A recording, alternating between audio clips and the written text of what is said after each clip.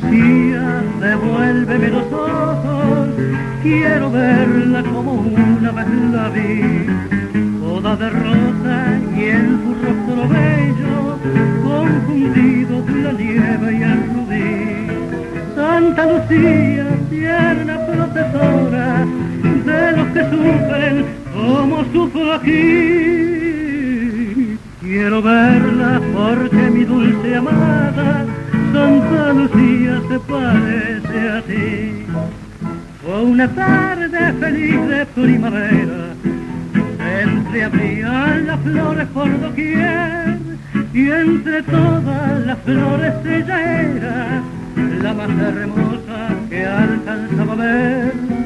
Sin contemplarla ya vivir no puedo, me acobarda esta fría soledad. Es muy larga la noche y tengo miedo que no amanezca ni en la eternidad.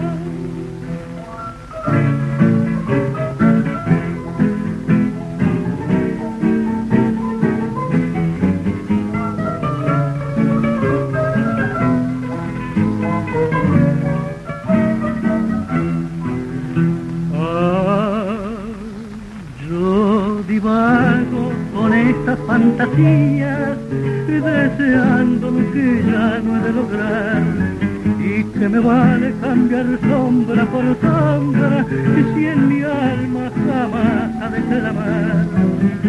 Ella es de otro y tal vez no recuerde que su ausencia no puedo soportar,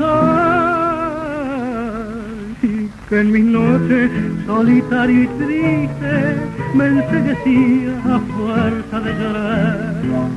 Una hora, un minuto, unos instantes, a que yo vea como antes vi. Quiero mirarla si es la misma de antes, aquella que una tarde conocí. Que me deje su luz perenne huella y me muera después mejor así. Sí.